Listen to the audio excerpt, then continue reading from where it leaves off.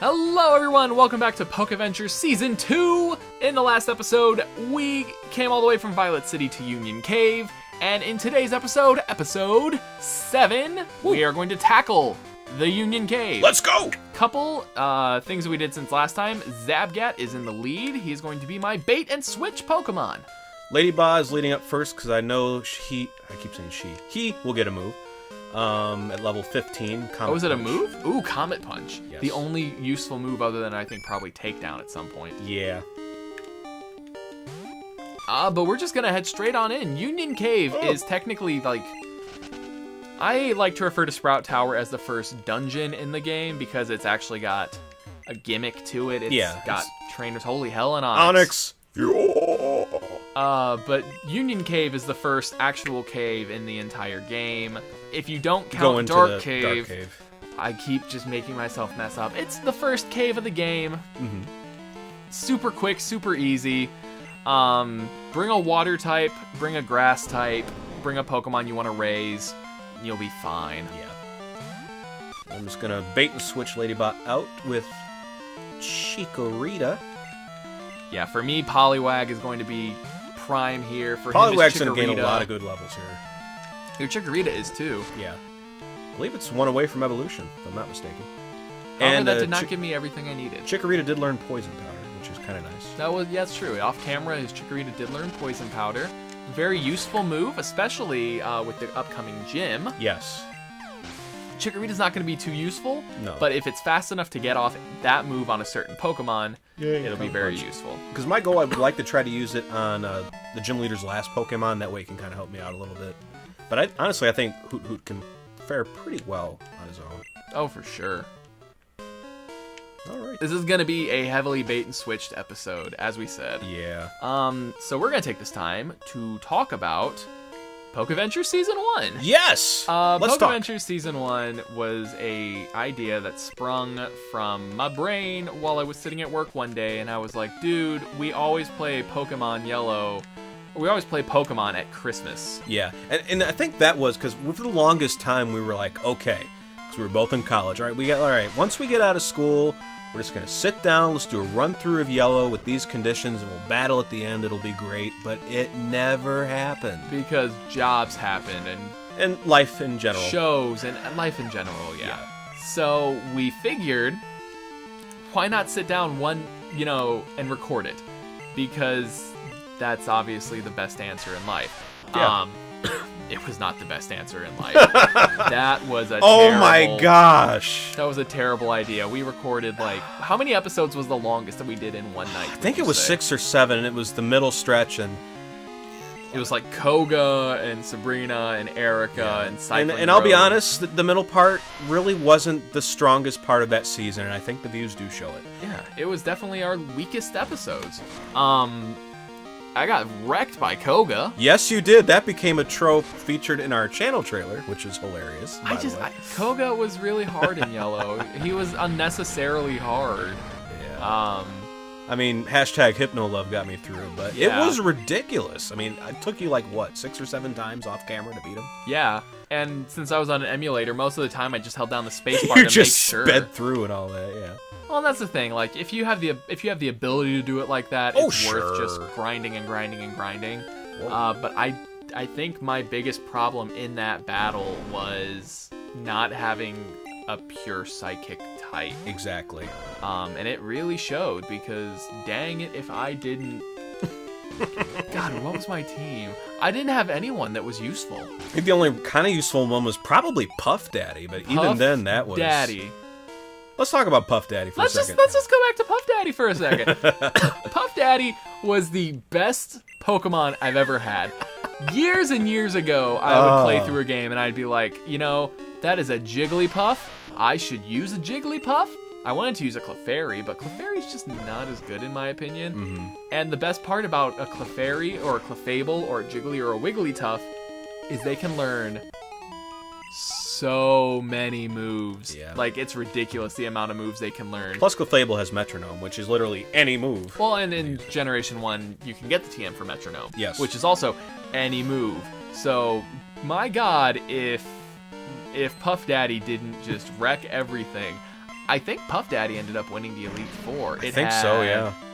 It had like what, Tri-Attack and It was Body Slam. Its moveset was ridiculous. And the funny thing is, Cody is not a TM user. Not really, no. I am definitely a TM user. I'm surprised I actually haven't used my TM for Mud Slap yet, but I don't really feel a need to. Yeah.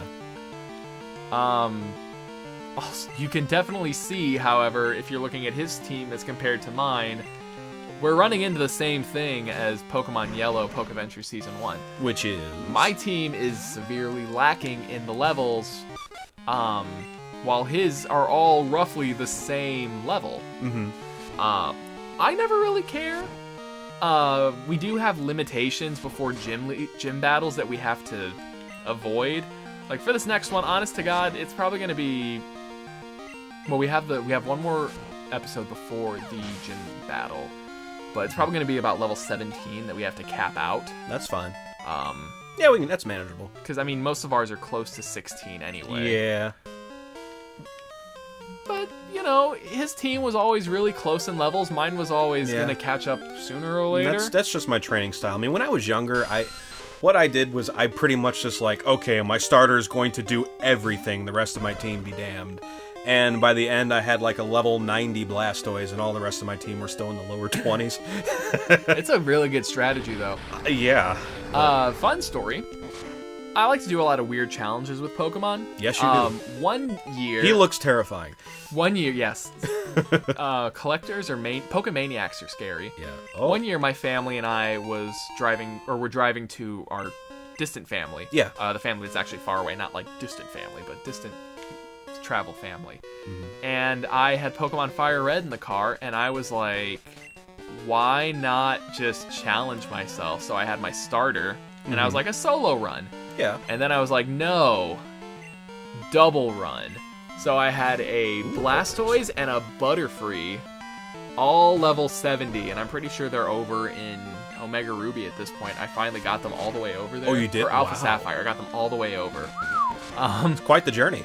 They were in their 70s. You know, Blastoise had Ice Beam, Surf, Earthquake, and Mega Punch, maybe? Butterfree had Silver Wind, Psychic, Giga Drain. Dang. And it was just the most ridiculous team I've ever had because I covered every type. And just those Pokemon alone, that's impressive. Oh, you missed one trainer and an item.